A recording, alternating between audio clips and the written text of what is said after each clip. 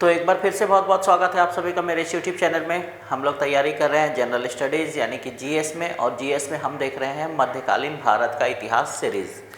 मध्यकालीन भारतीय इतिहास सीरीज़ में हमने पिछले क्लास में पिछले क्लास में जो है ये हमने देख लिया था, तुगलक वंश की स्थापना हो चुकी थी।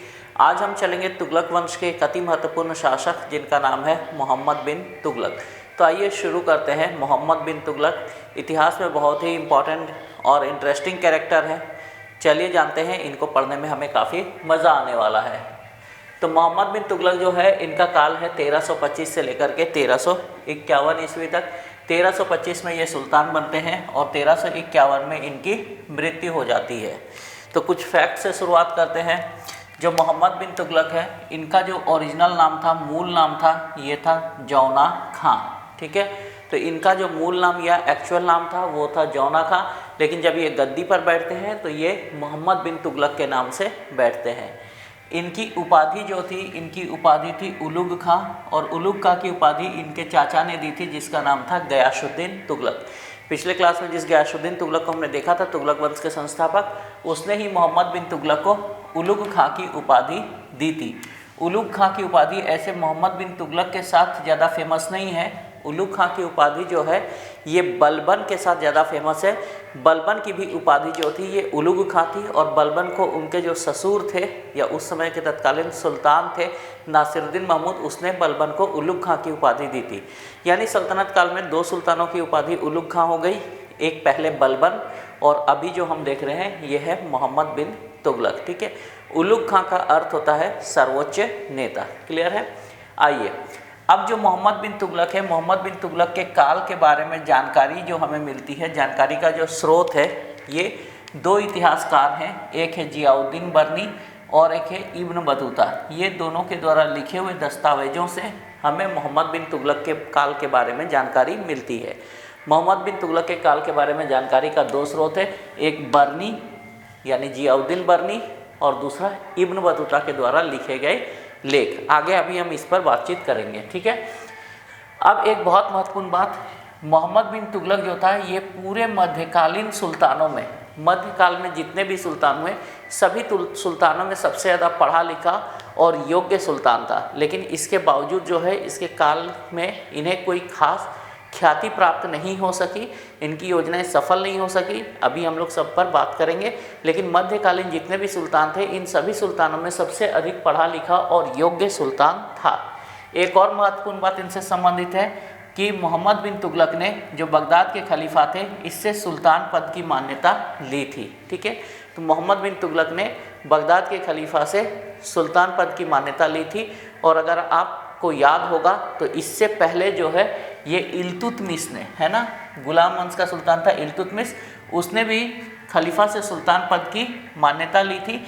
यानी खलीफा से सुल्तान पद की मान्यता लेने वाला ये दिल्ली सल्तनत का दूसरा सुल्तान था। ठीक है, तो मोहम्मद बिन तुगलक खलीफा से सुल्तान पद की मान्यता लेने वाले दूसरे सुल्तान थे। इनसे पहले इल्तुतमिश ने यह काम किया था। ठीक है, खलीफा के बारे में मैंने आपको बताया था कि खलीफा जो है ये पूरे इस्लामी जगत का प्रमुख होता है, और जितने भी इस्लामिक सुल्तान होते हैं ये इसके नायब अर्थात इसके अधीनस्थ के रूप में काम करते हैं। ठीक है, तो ये है खलीफा की स्थिति, यानी खलीफा को ये अपना सर्वेसर्वा सर्वोच्च मानकर उसके अधीन जो है ये शासन करते हैं। और किसी शासक को अगर सुल्तान के रूप में खलीफा मान्यता दे रहा है तो फिर जो है ये एक तरह से बहुत बड़ी बात होती थी, और बाकी लोगों को भी उन्हें सुल्तान के रूप में मानना पड़ता था। ठीक है, चलिए, अब मोहम्मद बिन तुगलक जो है, मोहम्मद बिन तुगलक भी अलाउद्दीन खिलजी की तरह ही एक साम्राज्यवादी शासक था, और पूरे सल्तनत काल में सबसे बड़ा क्षेत्रफल जो है ये मोहम्मद बिन तुगलक के काल में ही रहा। ये एक बहुत इंपॉर्टेंट क्वेश्चन बनता है कि क्षेत्रफल की दृष्टि से सबसे बड़ा जो है ये क्षेत्र किसके शासन काल में था। तो क्षेत्र यानी एरिया वाइज जो है ये सबसे बड़ा साम्राज्य जो है ये हमारा मोहम्मद बिन तुगलक के समय में था। अलाउद्दीन खिलजी ने बहुत सारे क्षेत्र जीते थे और एक साम्राज्य को, दिल्ली सल्तनत को जो है ये बहुत बड़ा बना दिया था। लेकिन मोहम्मद बिन तुगलक ने आने के बाद कुछ और क्षेत्र जीते, जिससे इसके समय जो क्षेत्र की स्थिति थी वो अलाउद्दीन खिलजी से भी ज़्यादा बड़ी थी। यानी कि अगर क्षेत्रफल के हिसाब से पूछता है कि किस सुल्तान के समय दिल्ली सल्तनत का क्षेत्रफल सर्वाधिक था, तो ये अलाउद्दीन खिलजी नहीं होगा, ये मोहम्मद बिन तुगलक होंगे। ठीक है, अब आते हैं मोहम्मद बिन तुगलक की योजनाओं पर। मोहम्मद बिन तुगलक जो है ये सल्तनत काल का सबसे ज़्यादा पढ़ा लिखा और योग्य सुल्तान था, लेकिन इसके बावजूद इन्होंने जो योजनाएं बनाई वो विफल रही। इसकी विफलता में कुछ तो इनकी जल्दबाजी और कुछ जो है ये परिस्थितियां इसके लिए उत्तरदायी रही। आइए देखते हैं ये योजनाएं क्या थी। इस योजनाओं को याद करने के लिए एक ट्रिक बना हुआ है जो ब्लू पेन से लिखा हुआ है, तो इसे आप याद कर सकते हैं। योजनाओं का याद करने का ट्रिक है 2 रस खाक। ठीक है, तो ट्रिक है 2 रस खाक। 2 से हो जाएगा दोआब कर में वृद्धि, र से हो जाएगा राजधानी में परिवर्तन, स से हो जाएगा सांकेतिक मुद्रा का प्रचलन, ख से हो जाएगा खुरासान विजय और क से हो जाएगा कराचिल अभियान। आइए एक एक करके हम लोग देखते हैं। सबसे पहली इसकी जो योजना थी ये थी दोआब कर में वृद्धि।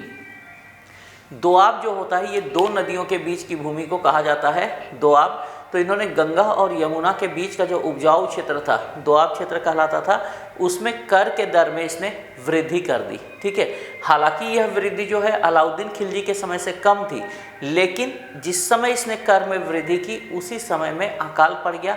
किसान इसे देने में असमर्थ रहे, जबरदस्ती उनसे कर वसूल किया गया, करने का प्रयास किया गया, तो किसान जो है जंगलों में भाग गए और लूटपाट के काम में मग्न हो गए। बाद में जो है ये बिन तुगलक को कर की दर में कटौती करनी पड़ी, कर की दर को घटाना पड़ा। इस प्रकार ये जो दोआब कर में वृद्धि की योजना थी ये पूरी तरह से विफल रही। दूसरी इनकी जो योजना थी यह थी राजधानी परिवर्तन। ठीक है, तो जो बिन तुगलक थे इनके दिमाग में एक बार आया कि दिल्ली जो है ये अगर राजधानी है तो बाकी जो दक्षिण के क्षेत्र हैं ये काफ़ी दूर हो जाते हैं, इसीलिए भारत की राजधानी दिल्ली ना होकर के कहीं ऐसे बीच में होनी चाहिए ताकि दक्षिण भारत और उत्तर भारत दोनों को बराबरी से कंट्रोल किया जा सके। तो इसने राजधानी को परिवर्तित करने का फैसला किया और राजधानी को दिल्ली से उठा करके देवगिरी के दौलताबाद में ले जाने का निर्णय किया गया और जनता को फरमान जारी कर दिया गया कि वे अपने साजो सामान के साथ में दौलताबाद चलने के लिए तैयार हो जाएं। और राजधानी में परिवर्तन जो है ये भी गर्मी के दिन में किया गया, जिससे रास्ते में काफ़ी परेशानी हुई, बहुत सारे लोग जो है ये मारे गए। जब ये देवगिरी के दौलताबाद पहुंचते हैं तो वहाँ की आबो हवा इन्हें रास नहीं आती है, वहाँ का वातावरण इन्हें पसंद नहीं आता है। पुनः फरमान निकाला जाता है कि राजधानी को वापस दिल्ली ले जाया जाए। इस तरह से दिल्ली से दौलताबाद आने और दौलताबाद से दिल्ली वापस जाने के क्रम में धन और जन की काफ़ी हानि हुई, काफ़ी नुकसान हुआ, खजाने पर भी बोझ काफ़ी पड़ा, अर्थात राजधानी परिवर्तन की योजना भी इनकी विफल हो गई। अगली योजना थी सांकेतिक मुद्रा का प्रचलन।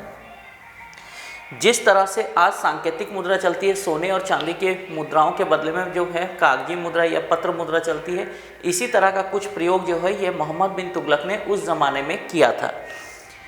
इन्होंने उस ज़माने में मंगोल शासक थे कुबले खां, ठीक है, एक मंगोल शासक थे कुबले खां। तो मंगोल शासक कुबले खां से प्रभावित होकर के इन्होंने अपने राज्य में भी चांदी के सिक्कों के बदले में जो मिश्र धातु होते थे अर्थात टीन या तांबे के सिक्के, इन्होंने टीन नहीं तांबे के सिक्के इन्होंने चलाने का फैसला किया। सिक्के तो बनाने का इन्होंने फैसला कर दिया, लेकिन सिक्कों पर कंट्रोल का कोई भी इनके पास साधन नहीं था। अतः हर लोहार के घर में, हर घर में जाली सिक्के बनने लगे। जाली सिक्के बाजार में इतने ज़्यादा हो गए कि लोगों ने इन्हें लेने से तक मना कर दिया। ऐसी परिस्थिति में बिन तुगलक को घोषणा करनी पड़ी कि जो सिक्के हैं उन्हें सरकारी कोष में जमा किया जाए और उसके बदले में सोने और चांदी के सिक्के चलेंगे। ठीक है, अर्थात ये योजना भी इनकी विफल रही। अर्थात कुल मिलाकर के ये सांकेतिक मुद्रा का जो चलाने का प्लान था ये भी फेल हो गया। जबकि आज ये सांकेतिक मुद्रा चलती है और धड़ल्ले से चलती है, कोई इनमें दिक्कत नहीं है, लेकिन इन्होंने समय से बहुत ज़्यादा पहले इसका प्रयोग किया और प्रयोग करने से पहले इसको कंट्रोल करने का कोई प्रॉपर इन्होंने सिस्टम नहीं डेवलप किया था, जिसके कारण ये योजना इनकी विफल हो गई। सांकेतिक मुद्रा के बाद इनका जो अगला अभियान था वो था खुरासान विजय का अभियान। ये खुरासान अभियान क्या था? तो खुरासान जो है ये मध्य एशिया में स्थित एक कंट्री है, इराक के पास में। तो अचानक से खुरासान में राजनीतिक परिदृश्यों में परिवर्तन आता है, सत्ता परिवर्तन हो जाता है और यहाँ के दरबारी जो होते हैं ये बिन तुगलक को कहते हैं कि अवसर अच्छा है, आप आक्रमण कीजिए और खुरासान को जीत लीजिए। ठीक है, तो इस परिस्थिति का लाभ उठाने के लिए बिन तुगलक ने एक बड़ी मात्रा में सेना की भर्ती की। दीवान आरिज जो इस समय सैन्य विभाग होता था, इसने सैन्य विभाग में कम से कम 3.70 लाख यानी 3,70,000 सैनिकों की इसने बहाली कर दी, है ना। इतने सैनिकों की बहाली करने के बाद में 1 साल तक इन्हें सरकारी कोष से वेतन वगैरह भी दिया गया। वेतन देने के बाद में क्या हुआ, अंततः 1 साल के बाद वहाँ की परिस्थितियाँ ठीक हो गई और बिन तुगलक को उस योजना को त्यागना पड़ा। अर्थात 1 साल तक इन्होंने 3,70,000 सैनिकों को पाला और उसके बाद ये योजना फेलियर हो गई, जिससे इनका खजाना और भी खाली हो गया। और एक बड़ी दुर्गति ये हुई कि जब इन सैनिकों को जब 1 साल के बाद निकाल दिया गया तो इन्होंने हथियार चलाना तो सीख लिया था, ये जाकर के चोर और डाकू बन गए। ठीक है, अब अगला जो इनका अभियान था ये था कराचील अभियान। कराचील जो था ये हिमाचल प्रदेश में स्थित एक पहाड़ी राज्य था।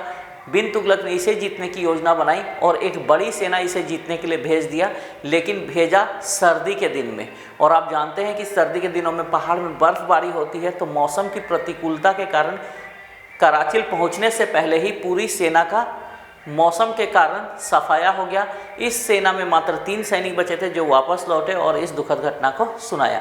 इस प्रकार हम देखते हैं कि बिन तुगलक की ये जो 5 योजनाएं हैं, ये 5 की 5 योजनाएं विफल रही।